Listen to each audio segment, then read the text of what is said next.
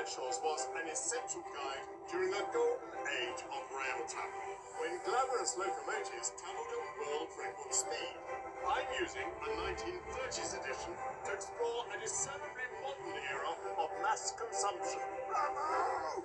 When Art Deco cinemas and dance halls entertained millions, while industrial Britain was thrown into unemployment and poverty, and storm clouds gathered across the Channel.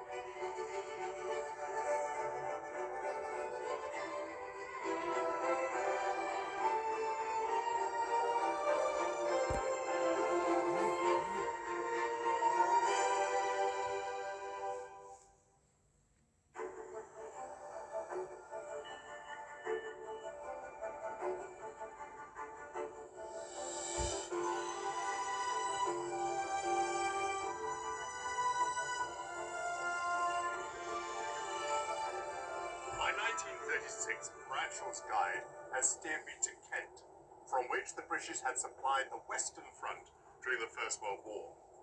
Now a Kent resident, Mr. Winston Churchill, MP, warned of a resurgent and aggressive Germany, whose British sympathisers battled with Jews on London streets. But appeasement was in the ascendant.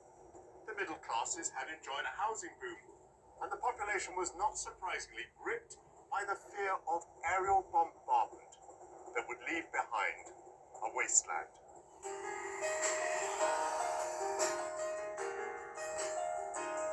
I'm exploring the east of England, starting in Kent.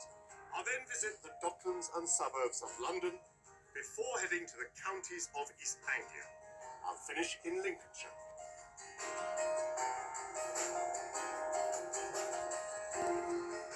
The first leg will take me from Canterbury in Kent to the county town Maidstone. I'll travel to Sevenoaks, then straight north into the capital, where I'll finish at Alexandra Palace. On this journey, I'll discover the origins of the poppy appeal. This most British of symbols was a Canadian-American-French co-production. Explore the home of Britain's greatest statesman. It's an incredible who's who of the early 20th century. And visit the birthplace of the small screen. It is inspiring to stand here and think, in these rooms, men and women made up television with fantastic passion and drive and innovation.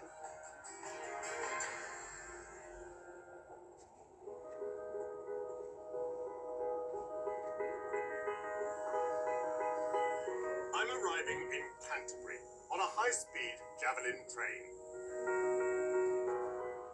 The cathedral city has been an important centre of pilgrimage for 1,000 years.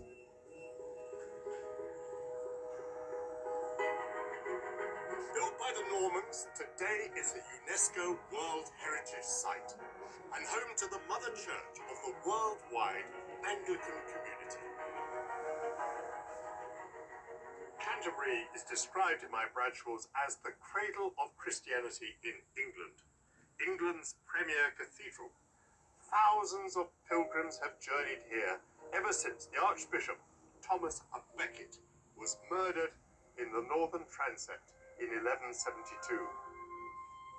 The Archbishop's murder, actually in 1170, was the culmination of a bitter quarrel with King Henry II over the balance of power between the Church and the monarchy. Becket's brave stand against the state and his killing by the King's knights made him a Christian hero, and he was canonized by the Pope. A man of conscience, killed at the behest of a tyrant. And in 1935, as the tide of fascism and Nazism rose in Europe, the perceived parallel had inspired a play by an American author settled in London, Thomas Stearns Eliot. To find out more about the 1930s dramatization of the killing of Becket, I'm meeting cathedral archivist Cressida Williams and Caroline Plaisted, head of the Friends of Canterbury Cathedral. Caroline, hello. Here in the cathedral, you get the sense that Thomas à Becket is everywhere in the building, but this particular spot, what's the association with him? This is the exact place where his shrine was created, where thousands, millions probably, of pilgrims came to pay their respects to Thomas after his martyrdom. And a word about T.S. Eliot. Who was he, first of all? Thomas Stearns Eliot, so he was born in the United States, but came over to England, became a British citizen in 1927, and actually was confirmed into the Church of England in that year as well. And how did it come to be that the play Murder in the Cathedral was commissioned? T.S. Eliot was commissioned in 1934 to write the play, and it was staged in June the following year, in June 1935. So it was one of the plays in the Friends Festivals of Art and Drama.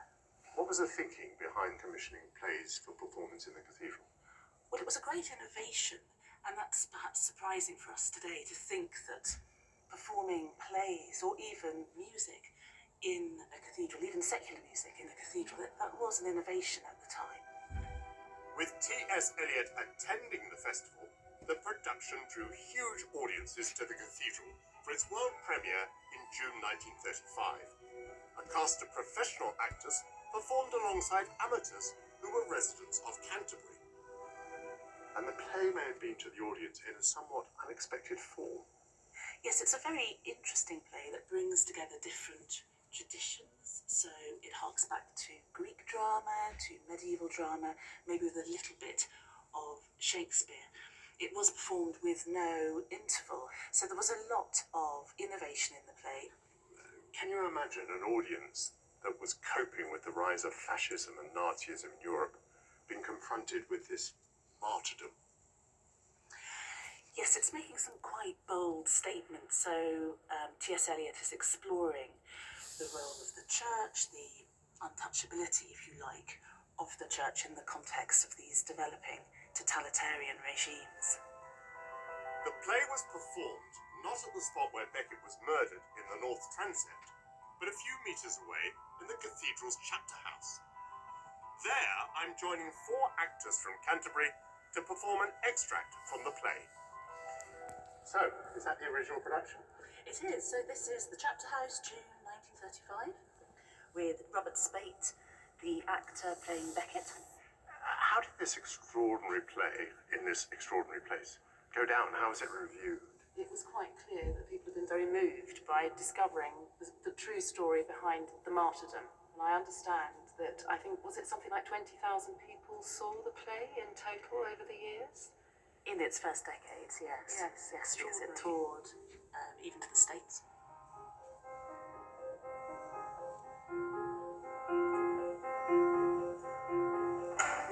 Where is Becket? A traitor to the king! Where is Becket? The men of Dumfries! Come down, Daniel, to the lion's den! Come down, Daniel, for the mark of the beast! It is the just man, like the bold lion should be, without fear. I am here, no traitor to the king. I am a priest, a Christian, saved by the blood of Christ, willing to suffer with my blood. This is the sign of the church always, the sign of blood.